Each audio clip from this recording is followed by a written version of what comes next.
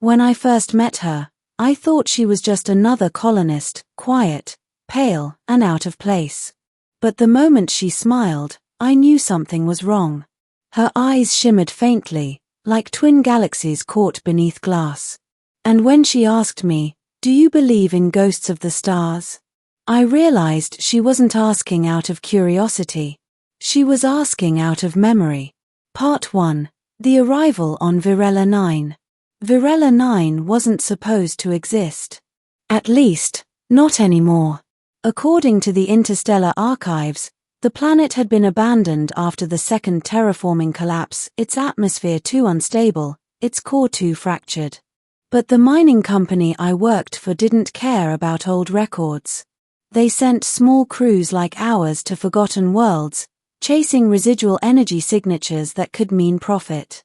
I was the engineer. Name's Elian Ward, 32, ex-pilot, scraping by in the outer colonies. Our ship, the Magellan's Reach, touched down on Virella's surface at dusk.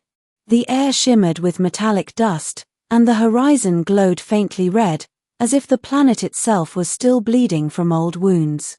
That's when I saw her. A lone figure standing by the ridge, her silver cloak fluttering in the wind. She didn't wave. She didn't move. Just stared. "Who the hell is that?" I muttered, squinting through the visor. "Probably a stray colonist," said Captain Darnell. "Or a ghost. Either way, not our problem." But it was my problem. Because later that night, when I walked out to check the oxygen filters, she was there again, standing right at the edge of the camp. This time, she smiled. Part 2. The Widow. Her name was Lyra Venn. At least, that's what she told me when I approached her. Her voice was soft, melodic, with an accent I couldn't place, something that didn't quite belong to any human tongue. "I didn't think anyone lived here," I said. "Most don't," she replied. "But I'm not most." She invited me to her dwelling, a half-buried dome at the edge of a canyon. Inside, it was strange. The walls pulsed faintly with blue light, like veins under skin. Crystalline structures grew out of the floor, forming delicate shapes that hummed when I got too close. "Bioreactive architecture," I said automatically. "Old Illyrian tech." She smiled again. "You know more than most of your kind." Her kind. That phrasing made my skin prickle. She poured me something like tea, though it shimmered faintly like liquid starlight. As I held the cup, she watched me closely, too closely. Then she asked, very softly, "Do you believe in ghosts of the stars, Elian Ward?" I frowned. "Ghosts? Beings that linger after the light of their sun dies," she said. "Echoes of what they once were. I believe in radiation signatures and black holes," I said carefully. "Not ghosts." Her smile faded. "You will." Part 3. The Recordings. Over the next few days, Lyra appeared often, sometimes near the mining site, sometimes by the cliffs, always alone. The others thought she was harmless, maybe a deranged survivor from the old colonization days. But I wasn't so sure. The instruments started picking up odd readings, spikes in the electromagnetic field whenever she came close. And the deeper we dug into the canyon, the more we found traces of Illyrian metal, smooth, seamless alloys that predated human design by millennia. One night, I broke into the old data terminal in her home. I shouldn't have.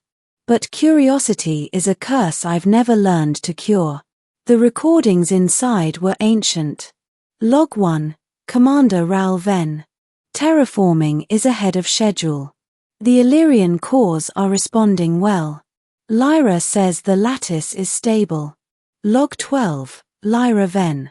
Ral insists on pushing the core beyond 80%. The resonance is growing unstable. I feel it beneath the soil, something alive. Log 19. Lyra Venn. He's gone. The light took him. And now the world won't stop whispering his name. I stopped breathing. Lyra's husband. Commander Ral Venn. He died during the collapse. Which meant she couldn't be looking for something alien.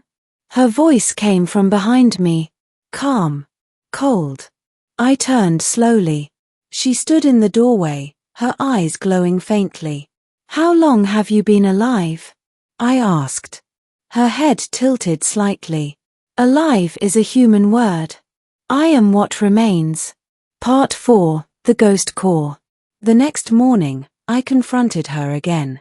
Lyra, this planet died centuries ago. How are you still here?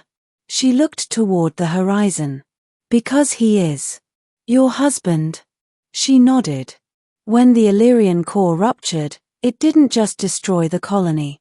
It merged consciousness with the lattice. He became part of the world. I stayed to find him. That's impossible. Everything you call impossible, she said softly, was once science you didn't understand. She reached out and touched one of the walls. It pulsed brighter. He's in the network, the ghost of the star that once powered this place. I can still hear him when the winds rise. I didn't want to believe her. But when the storms came that night, the air around us shimmered with static, and I heard it too. A voice. Faint, broken, but real. Lyra, stay. I froze. My instruments registered a low-frequency resonance originating beneath the canyon. Something alive. What is that? I whispered. Lyra's eyes glistened. The core still remembers him. Part 5, Beneath the Canyon. Against every regulation, I followed her the next day. We descended deep into the canyon through tunnels carved by old terraformers. The walls glowed faintly, the same eerie pulse I'd seen in her home. It felt like walking through the veins of a sleeping creature.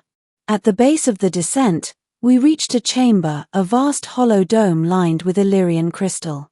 In the center floated a sphere of pure light, suspended above a circular pit. That's the core? I asked. She nodded. It's where he fell. His consciousness is trapped inside. The sphere flickered, and I saw flashes, faces, memories, explosions of white. Then, just for a second, a silhouette formed inside the light. Lyra, a voice whispered, broken by static. It's cold here. Tears streamed down her face. I can't reach you. Something about the resonance changed, like the core recognized my presence. My own communicator crackled, and for a heartbeat, I saw my own reflection inside the light. It looked back at me and smiled. Then everything went white. Part 6, The Awakening. I woke up hours later on the floor of the chamber. Lyra was kneeling beside me, her hands glowing faintly as she tried to stabilize my vitals. What happened? I gasped. You touched him, she said. He reached for your mind. Why me? Her gaze softened. Because you carry the same frequency as him. You're human, but your DNA carries fragments of Illyrian resonance. Your kind doesn't know, but your evolution was touched by ours long ago. My skin prickled. You're saying we're related? Connected, she corrected. And now, the core knows you. It wants to speak. She helped me stand, and as I looked up, the sphere flared brighter. This time, it wasn't just light. It was memory. I saw Ral Ven, her husband, standing in a field of stars, reaching out to her. But as I stepped closer, the voice inside my head changed. Elien, help me end it. I stumbled back. His trapped, Lyra. His suffering. Her lips trembled. I know. What happens if we shut down the core? Her eyes met mine. Then I die too. Part 7, The Decision. 4 days, I couldn't sleep. The voice of Ral haunted me, whispering through my dreams. The planet's storms grew stronger, each one resonating with his pain.